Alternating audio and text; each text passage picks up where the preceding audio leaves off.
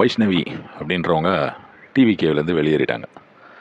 இதை போட்டு ட்ரோல் பண்ணினுக்கிறாங்கப்பா. ஐயோ சேனலுங்க இருக்காங்கல்ல, அதாவது டிவிக்கு என்ன சொல்லுவாங்கன்னா டிஎம்கேவுடைய சேனல் அப்படின்வாங்க, இல்லை ஏடிஎம்கேவுடைய சேனல்வாங்க. அவங்க வந்து போட்டு ட்ரோல் பண்ணுறாங்க. என்ன ட்ரோல் பண்ணுறாங்கன்னா, ஐயோ இந்த அம்மா வந்து டிவிகேலேருந்து விலகிட்டாங்க, எப்படி விஜய் வந்து அடுத்த அரசியல் களத்தை எப்படி சந்திக்க போகிறாரு அப்படின்ற மாதிரி போட்டு கிண்டல் பண்ணுறாங்க.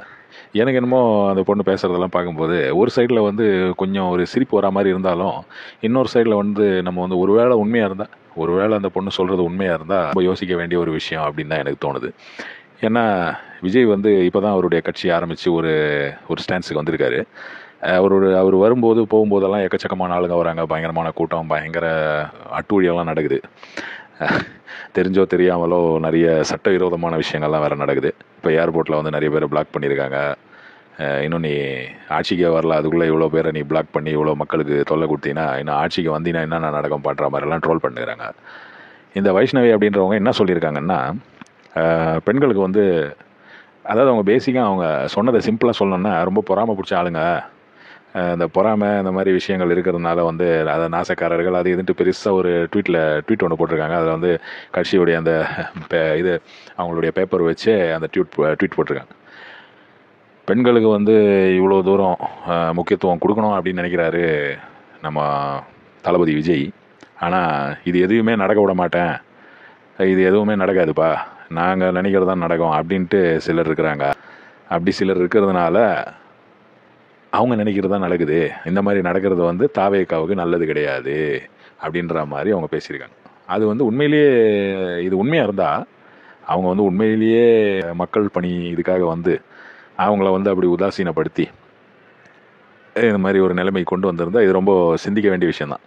அவங்கள வந்து நிறைய பேர் இப்போ தான் சொல்கிறேன் ட்ரோல் பண்ணுறாங்க அப்படின்ட்டு. ட்ரோல் பண்ணும்போது என்னென்னா, சின்ன பொண்ணு என்னடா, எப்போவுமே வந்து அப்படி நினைக்கக்கூடாதுங்க. இவங்க வந்து நாளைக்கு ஒரு மினிஸ்டர் கூட ஆகலாம். அவங்க வந்து எப்படியாப்பட்ட ஆளுன்றது நம்மளுக்கு தெரியாது.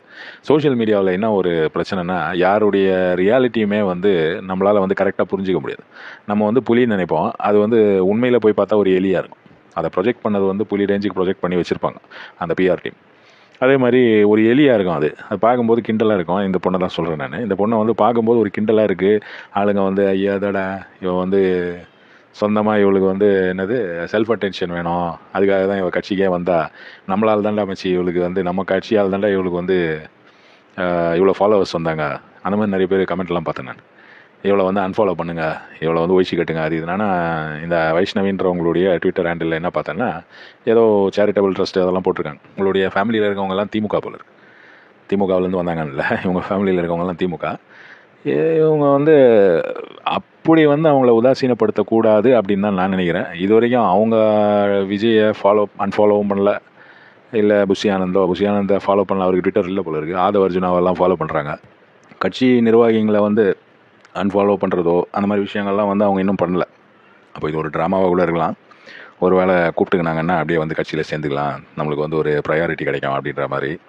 அழுகிற குழந்தைக்கு தான் பாலுன்னுவாங்கல்ல, அந்த ஒரு கன்செப்டாக கூட இருக்கலாம். ஆனால் உண்மை என்னன்றதை கொஞ்சம் ஆராய்ஞ்சு பார்க்கணும். வந்து சும்மானா நம்ம வந்து இந்த பொத்தாம்பதுவாக ஒரு ஒப்பீனியன் அப்படின்ற மாதிரி. இப்போ வந்து நம்ம சோஷியல் மீடியாவே அப்படி தான் ஆகிப்போச்சு. ஒருத்தரை வந்து நம்ம ஜட்ஜ் பண்ணுறதே வந்து அவருடைய சோஷியல் மீடியாவில் அவருடைய இது வியூஸ் எவ்வளோ போயிருக்கு, இல்லை அவர் யார், அவர் என்ன, இந்த மாதிரி தான் வந்து ஜட்ஜ் பண்ணுறோம்.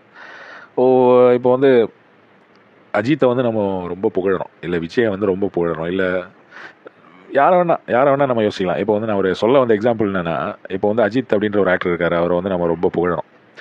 அஜித்தை வந்து டைரக்ட் பண்ணது ஆதிக் ரவிச்சந்திரன், இல்லைன்னா மகிழ் திருமேனி. இப்போ மகிழ் திருமேனி டைரக்ட் பண்ண படத்தை தான் நம்ம போய் பார்க்குறோம். மகிழ் திருமேனி சொல்லி நீங்கள் இப்படி பண்ணுங்கன்னு சொல்லி டைரக்ட் பண்ண படத்தை தான் நம்ம போய் பார்க்குறோமே தவிர, அஜித்தே வந்து அவராக டைரக்ட் பண்ணி அவராக வந்து கதை எழுதியெல்லாம் பண்ணுறது கிடையாது. அப்போ வந்து அஜித்துக்கு கொடுக்குற ஒரு இம்பார்ட்டன்ஸு, இப்போ நான் வந்து வேறு யாராவது சின்ன ஆக்டர்லாம் சொன்னால் பிரச்சனை ஆகிடும், அதனால தான் இருக்கிறதுலே பெரிய ஆக்டராகவே போட்டு தள்ளுறேன்னு வைங்க. அஜித்துடைய அவருடைய ஃபேன் ஆனதுனால எனக்கு இது சொல்கிறதுக்கான ஒரு உரிமை இருக்குது அப்படின்னு நான் நினைக்கிறேன். அவரும் வந்து அவர் இது பார்க்க போகிறதில்ல, அவரை பிடிச்சவங்க இதை வந்து பார்க்கும்போது அவங்க புரிஞ்சுப்பாங்க. அதாவது ஒரு ஆள் வந்து சூப்பர் ஸ்டார் ஆகிறதுக்கு நிறைய பேர் காரணம், ஒரு ஆளால் மட்டும் வந்து சூப்பர் ஸ்டார் ஆகிட முடியாது. அதுதான் வந்து உண்மை. எப்படி வந்து பார்க்கலாம், இந்த வைஷ்ணவின்றவங்க ஃப்யூச்சரில் எவ்வளோ பெரிய ஆள் ஆகிறாங்கன்னு சொல்ல முடியாது. ஆகலாம், இல்லை ஆகாமையும் போகலாம், பல விஷயங்கள் நடக்கலாம். அரசியல்ன்றது வந்து ஒரு பயங்கரமான ஒரு களம், பயங்கரமான ஒரு இடம். அண்ணாமலை அப்படின்றவர் வந்து வந்தார், ரொம்ப நாள் கஷ்டப்பட்டார், நடந்தார், ஓடினார், ஏதோ பண்ணார், பறந்தார், சவுக்கால் அடிச்சினார். இப்போ வந்து வேறு ஏதோ ஒரு போஸ்டிங்காக ஏதோ பண்ணின்னு இருக்காரு. அதுதான் அரசியல். அரசியலில் வந்து நிரந்தர நண்பனும் கிடையாது, நிரந்தரமாக எதிரியும் கிடையாது. எப்போ வேணால் மாறலாம்.